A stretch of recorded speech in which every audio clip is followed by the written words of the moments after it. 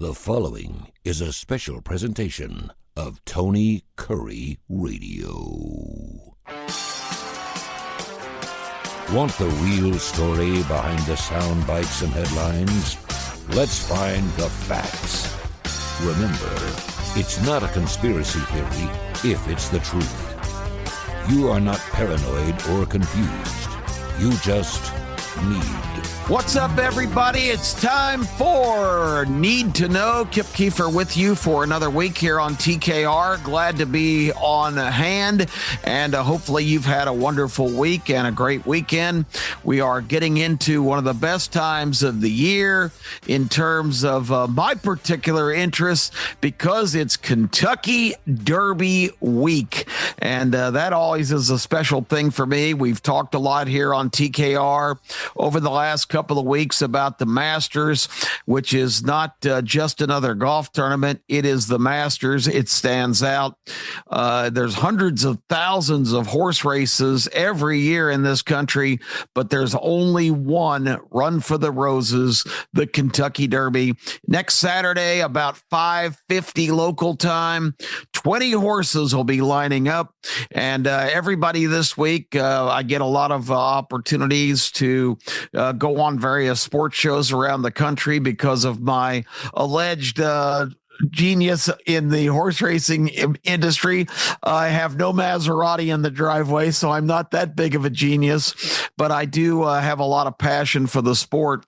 I mentioned last weekend on the starting lineup with Tony that my education really began at racetracks in the metro Washington, D.C. area, as my dad was a huge horse racing guy. Took me every Saturday to whichever track in the area was running, Laurel, Bowie, or Pimlico. Bowie never is no longer in existence, but they all kind of had a three-part season, rotated around to the various venues. Pimlico's still the host track for the Preakness every year, although I think it's going to be run at Laurel for the next couple of years while Pimlico is being refurbished, so that's big news. But I digress to say that a lot of my education happened not by reading the first grade readers about Dick and Jane and Spot. I didn't learn to read from See Spot Run. I learned to read by looking at the racing program and the daily racing form to see if the 7-horse could run. And very early on in life, I showed a bit knack for maybe not so much scientific knowledge on horse racing, but some good intuitive, instinctive habits that led me to have some success in giving my opinion, to the point where even my dad, with his second or third grader in tow, actually listened to my opinions on races. And it's kind of fostered my entire career because, of course, aspiring to be the next great play-by-play announcer in sports circles, I got sidetracked early on in my early 20s to the racing industry.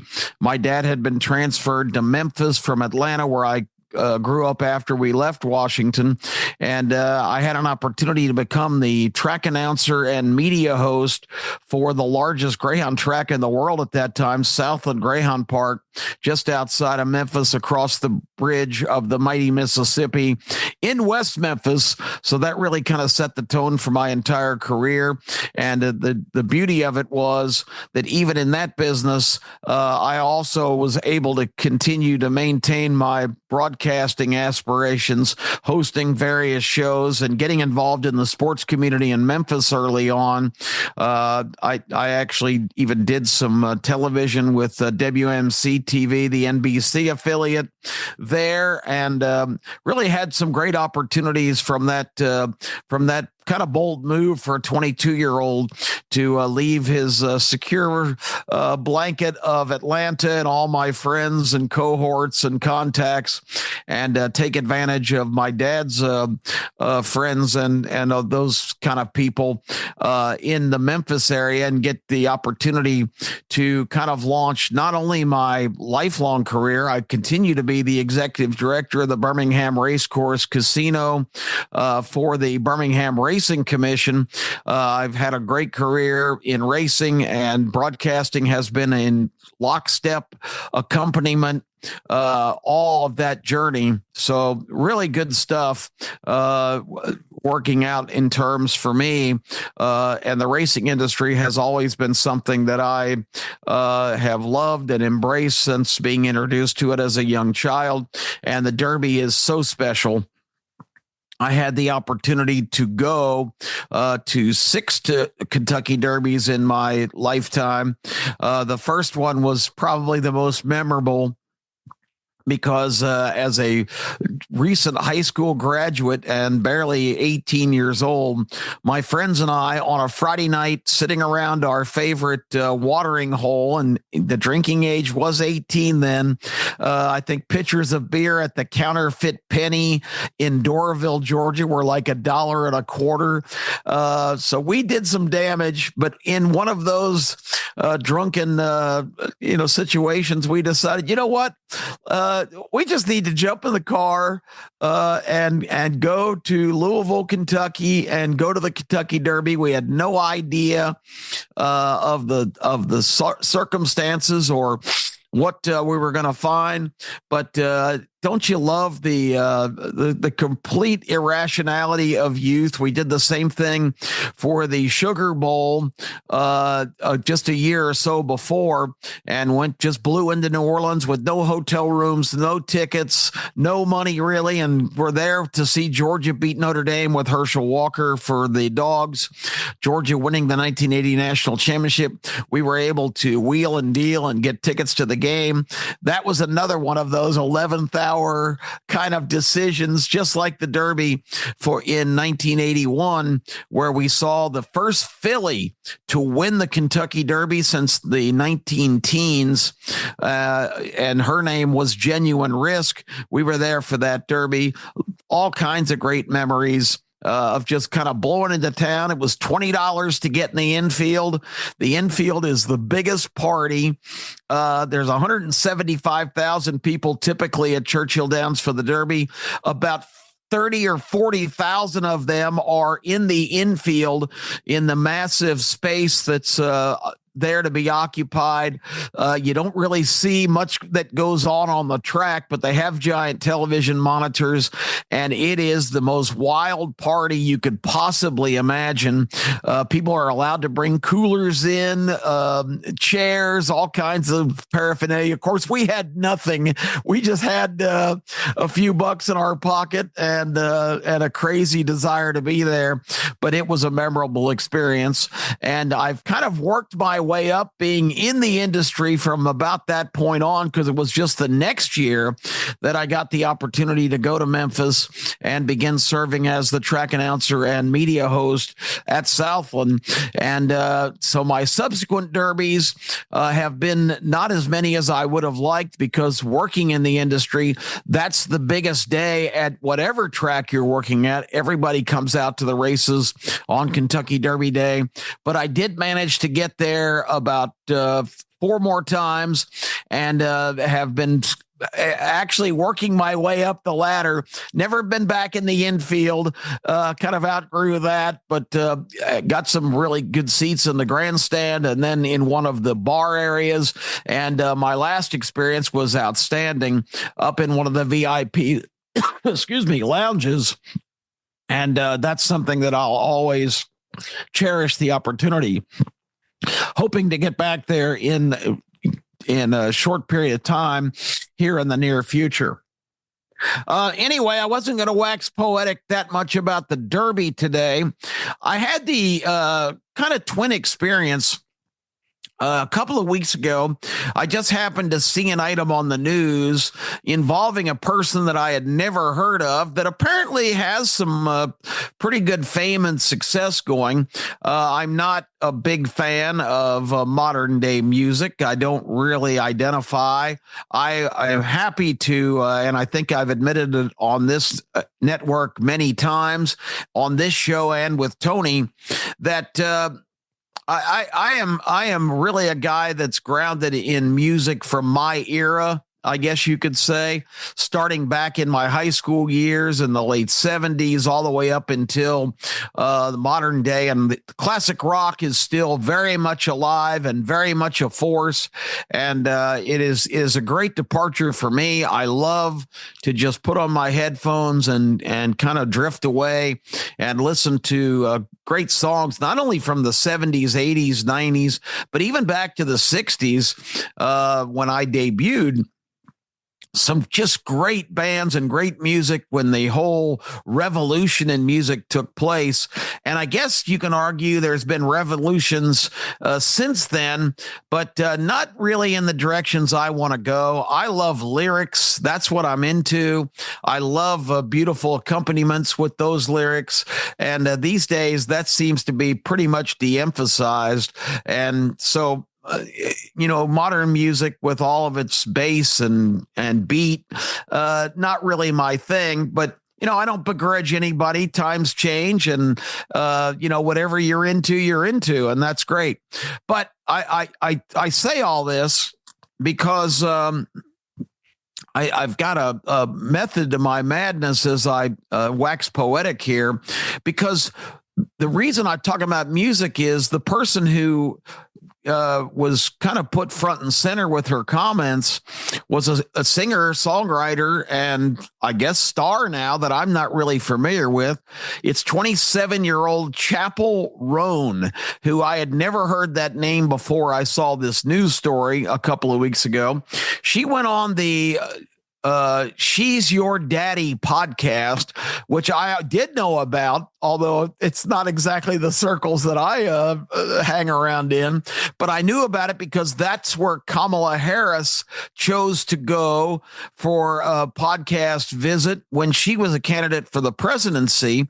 And so I had learned a little bit about that network, and they are very far left and very progressive and very anti religion and family and traditional values and anti, let's just say the truth. They're really kind of anti-America. They think the country is rooted in evil, and they've got the far left agenda with all the trans rights and LBGPQ, XYZ, whatever letters are in the current lineup. And again, that's fine. I am not somebody who's going to condemn anybody else for their beliefs or their lifestyles or whatever. It doesn't tread on my turf. It's I'm pretty secure in who I am and what I believe and what other people philosophically or ideologically embrace. That's their business. It's not mine.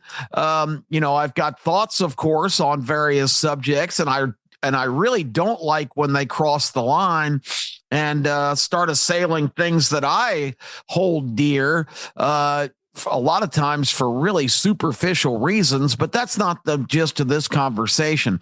What I want to talk about is Chappell Roan's comments on that podcast. That her basic statement was, and I'm paraphrasing here, but when asked about her aspirations for having families and stuff, she declared she would never have a child, had no interest in it. And her reasoning was, every friend I have that has had a child or children is living in hell, basically, quote unquote.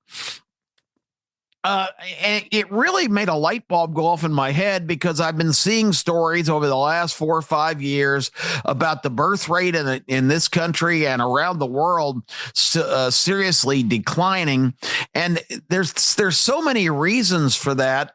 And a lot of them are not negative, but the basic premise is that now in America, where in the baby boomer era, post-World War II, the average out of 1,000 adults, women, was 2.4 children per female in that kind of high water mark. Now it's down to 1.66. And that you might say, well, that's not that big a difference. Well, actually, it is, because if the average was about 2.5 children, that means you had 2 or 3 typically. Me being in the baby boomer generation at the tail end of it, because it's kind of considered 1948 to 1964. I certainly qualified there. I had 2 siblings, so that was 3 in our family. I knew of families that had 5, 6, 7 kids, which, made up for the average of people that only had 1 or none back in those days. But the bottom line is it has severely declined. And if it's 1 less person per family on average at this stage, that's a distressing number, because in the population game, the whole kind of premise of it is that succeeding generations, you got to have 2 or more offspring to make up for the 2 parents that are involved in making that happen. So when those 2 people, have run their course, there's 2 other people that they have provided to replace them moving forward. And we don't have that situation going on currently. And there's so many societal reasons for that. Without being overly critical and just being strictly analytical in this assessment, a big reason for that is this kind of leftist movement, which is anti-family traditionally. Anti-religion is a major factor in that. And a lot of young women being pushed and even shamed. You hear women say, I want to be a traditional American housewife and have families. They have been subject to actual criticism by a lot of these kind of hardcore left women's movement people. And again, to each their own. But any woman who aspires to be a mother and have a family should not be subject to criticism or ridicule for foregoing her own goals and potential, because I'm here to defend people that are really into motherhood, and there certainly are amazing examples. The commentator on the weekend Fox News channel, Rachel Campos Duffy, has had 9 children with her husband, who is the current Secretary of Transportation, Sean Duffy, and yet she is a full-time media host. So the demands are considerable, and a lot of the other societal reasons that people aren't having children are, in surveys asking young women what their intentions are. They have major concerns because the leftist movement has made such a case for all of the climate concerns and the fact that humans are harmful to Earth and its ability to maintain itself. A lot of that has permeated into the brains, because one of the major reasons is they're concerned about bringing children into this unstable world, which is rapidly declining because of climate change and other environmental concerns. And my response to that is that, unfortunately, that's a situation that I always stress on this show. You've got to think for yourself. You can't let people plant things in your head that are going to just completely spoil the soup of your own opinion.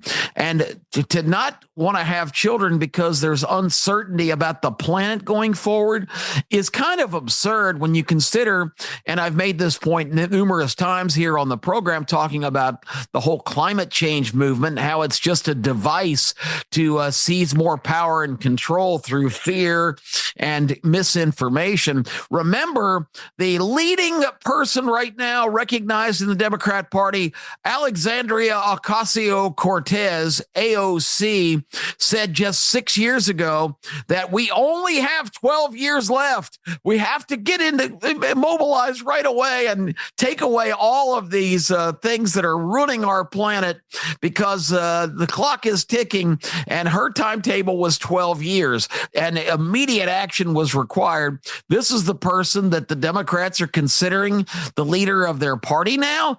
Good grief. That's just one of many ridiculous things this former bartender, Ivy League graduate who excelled right away in her career as a waitress and bartender before being elected to Congress and getting this major pedestal she now occupies.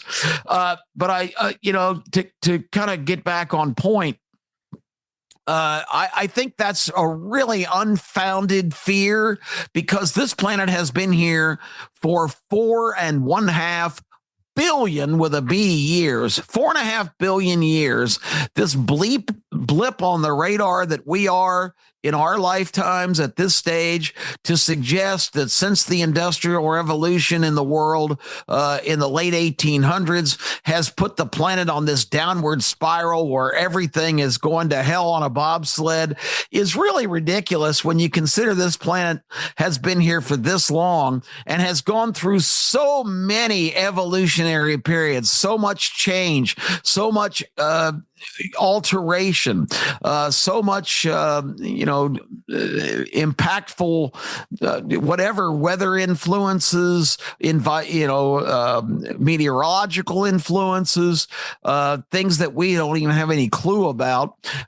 This planet has gone through so many different aspects of its existence that to suggest that in this brief time that we are this major impactor of sending the planet to its demise is absolutely preposterous. And anybody who believes that has not sat down and thought this through. 4.5 billion years. Not much more needs to be said. The planet is in charge of its own evolution. The planet is not going to be influenced by our occupation or our actions. Maybe some minor implications, but this whole the sky is falling Chicken Little BS is just that. The second concern that kind of shares in the opinion polls of women thinking that they are not very interested in having children is the economic concern. And that is a viable concern for sure. Raising a child is not inexpensive. It is a commitment. It is a sacrifice. Yes, you're going to have to probably not go on your 2-week adventure to Cancun every year, especially when your children are young and in a position where it requires a great deal of time and investment. But the rewards later on are so much worth it. And I'll get into that in just a few minutes. But economics is a viable concern. There should be more emphasis for families. Child tax credits are one good incentive. Recently, President Trump has said, to try and inspire more interest in children, that perhaps some kind of government bonus could be offered for women in child bearing situations. Of course, that was immediately condemned by The View, that hard-hitting news program on ABC with a bunch of angry old hags, basically. Sorry, and I'm not being ageism, because I'm not an old hag, but I am getting old.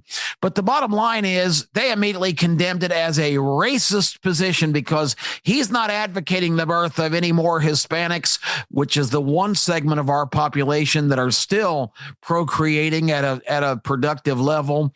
And that's because these are traditional families with traditional values.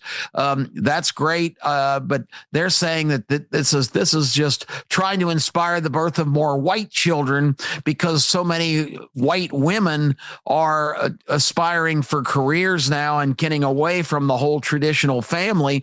But it's the leftist viewpoint that they espouse and support and, just fanatically, emphasize is one of the reasons that that's happened. So the whole idea to call it racist is ridiculous. There are, of course, the left has pushed abortion relentlessly in this country, and there are so many abortions, millions of babies that have never come to fruition. And the predominant segment of society that is taking advantage of the opportunity for abortion are the African American community. So, they don't even mention that there's no disincentive for any kind of babies to be born in this country. But abortion is a major issue because it gives women the opportunity to not go through with a pregnancy. And again, I don't have a concrete opinion on abortion. I think at its core, morally, it's uncomfortable to me. But certainly, I'm not in the circumstance of a woman who's got to make important decisions about her own life. So I just stay out of that discussion. I don't give an opinion because I don't think I'm qualified to have one. I can certainly express my feelings on it, but that's another major factor in this country. If we've got a decline in the birth rate, the fact that abortion is such a, at one point before the 2020 election, it was one of the major concerns on people's mind. The abortion policies of the candidates. And it, to me, is not something that is more important than some of the existential issues that we're talking about in our world, the danger of the world stage and the economics of our country and the opportunity for every American to have access to the American dream and pursue what they want to do in terms of their life and career. I think a lot of those factors should be front and center. But again, I don't have a strong opinion on it because I just feel like that being a male and not being in that position of being pregnant, if it's unwanted, women should have the right to make the best decisions for themselves. So with all that being said, that's some of the reasons for decline. We can see it, in the numbers and the statistics, but I did have the occasion this past weekend, and actually it's 2 weekends in a row. I got to go to Tuscaloosa last week for an Easter celebration where a lot of folks had brought their children, but it hit a lot closer to home for me yesterday when I was invited to a shower for my youngest nephew, who is the last in his group of 5 or 4 siblings to get into the marriage and child care business. Nicholas was married to his bride, Megan, back in November of 2023. And I was honored to be asked to perform that ceremony. And it was really a new experience for me, but they really honored me with that. There was a huge baby shower that all of the relatives and friends were invited to at my oldest nephew's compound down in the Chelsea area. They live on a big family plot of land, and it's out in the country, and it's really kind of a cool place. And there were just countless kids running around. My nieces and nephews here, the 4 siblings to Nicholas, have had 8 children in the last 7 years collectively. So it's a population explosion in the Formentano family. And for the girls, of course, they've got different last names now, but there's been 8 children born, all boys. Everyone, 8 for 8. Nobody's had a girl yet. Everybody's sure that Nicholas, who's always been kind of the abrasive one and the most self-minded one in the family, will be the one to break that mold. But just a wonderful occasion yesterday, having a chance to see my nieces and nephews, all who were present, all who are just exemplary people. Seeing their parents and just getting a chance to catch up with family, but just watching those kids and realizing just what a miracle it is that a wonderful generation of nieces and nephews and people that I, in my own family, my 2 sons, I couldn't be prouder of. And they've, both are in relationships now. My oldest son, of course, just having his wife give birth to their second child, a granddaughter for me, which is just an amazing, miraculous event. And seeing my grandson, who's now 4.5, King Keefer, growing into maturity and still just a toddler, but just a brilliant little guy who's fascinating to be around. And I wouldn't trade those experiences for anything. And I think when you get to this stage of life, I mean, while you're going through it, I knew what a wonderful thing it was at that time, raising my sons and all of their accomplishments and all of their development and everything they do. This is the factor that people need to consider. It's, I see things about, well, some women are concerned if they don't have children, they'll be lonely when they're old. That's not the driving force. The driving force is anything you accomplish in your life when your children accomplish things and make you proud of who they are as people.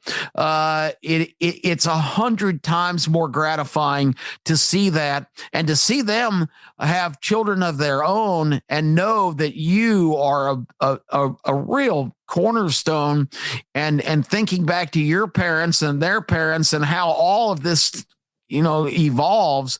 It's just a miraculous thing.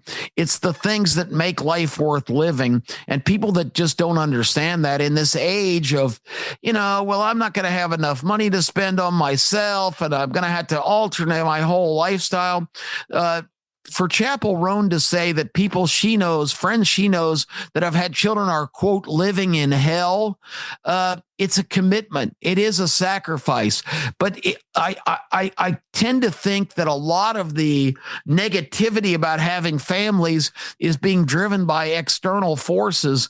And if people really kind of let them make their own choices and didn't feel compelled to try to be successful business people or whatever, and there are so many women that have risen above that. My own daughter-in-law, Tracy, is one of the most prominent business people in Las Vegas, yet she's now given birth to 2 children in the last 5 years. She worked right up to the day she gave birth. She's got a very successful event company out in Las Vegas that events in Las Vegas keep you hopping all the time. But there are so many women I know that have been able to do both. You don't have to make the total commitment and the sacrifice to your own goals. And let me just remind you of something that's always resonated with me. I heard a motivational speaker say it many years ago, that when people live their lives and live a full life and create life, which creates more life and gets to kind of look back on that perspective, I don't think there's anybody in the whole world that on their tombstone is engraved these words: I wish I would have spent more time at the office. Careers are great. Careers are necessary. Making money, being self-sufficient, being able to support your loved ones, your family, your friends, whatever needs to be done. Vitally important, but that human dynamic. I'll tell you a quick story. Actually was 2 years ago. My grandson was still just 2 years old with an August birthday. That July, he was almost 3, but we went to a Sunday Braves game over in Atlanta. And on Sundays after the game, they let children run around the bases, and it's organized It's not just some mass group of young humanity out there. They line them up and they turn them loose one by one, and they dig for second, around second, go to third, and head for home. But when we got there, Case, my son, had already told King that he was going to get to do that after the game. But when we got there, we found out that the age limit was 5 years old. King Keefer at the time, still a month away from his third birthday, was 2 years old. Now, he's kind of a tall, lanky kid. Case goes, well, I can't tell him he can't do it. I mean, what am I going to do? And I said, just go down there and line up. And I talked to King and I said, King, you're supposed to be 5 to run the bases. So you got to act like a real big boy. You can't, mommy and daddy can't come on the field. You got to go out there. And if you want to do this, and Case and them and Tracy were telling him the same thing. I'm telling you, that kid at 2 years old, so much smaller. There were 11 and 12-year-olds in line with him because they take him out in groups of like 20. They line up all the way up the stairs of the stadiums and head back into the corridor. It's quite a production. But when he stepped up, he never batted an eyebrow. Most 2-year-olds would be crying and intimidated. King Keefer went to first base. They told him go. He dug for second. I had the thought right when he was heading that direction that, oh my God, he's never played baseball. He's too young for T-ball. He's watched games with us, but does he know to turn at second and go toward third? And right then my youngest son, Clayton, said, oh my God, I think he's going to run into the outfield. He overran second, did not turn very quickly, finally got to the edge of the dirt, almost the outfield grass, and then abruptly changed course and headed for third, much to our relief. Rounded third, went extremely wide, almost to the dugout, and headed for home, and got to home plate and jumped on it with both feet. I'm just telling you, that experience for me, as silly as it sounds, was just a moment. There's things in life that are referred to as aha moments. And I had so much appreciation for what I had created with my sons and now my grandson. And this kid at 2 years old to step up and just excel. I mean, just to completely thrill everybody with how little he was. A lot of relatives were there. People were watch their kids were cheering him on because it was obvious he was really too young for this. But I just had this amazing sensation of accomplishment, and I don't think anything else in life compares to that. When your kids and your grandkids do great things, and mine amaze me every day, and it's not even the accomplishments. Both are doing fantastic in their careers.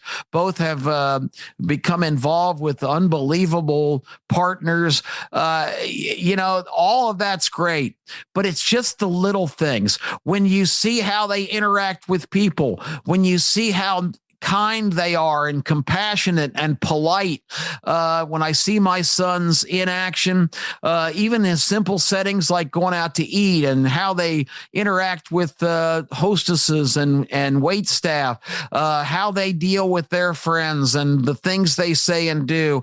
Those are the moments. The little things are the moments that you see the quality people that you created, and you there's no sense of accomplishment any greater than that. So what I'll tell you is, if you're a young person, or if you're the parent of a young person and they are struggling with this decision, whether to go the career or family route, you can have it all. Life is not pre-planned. There's no printout of exactly what your destiny is going to be.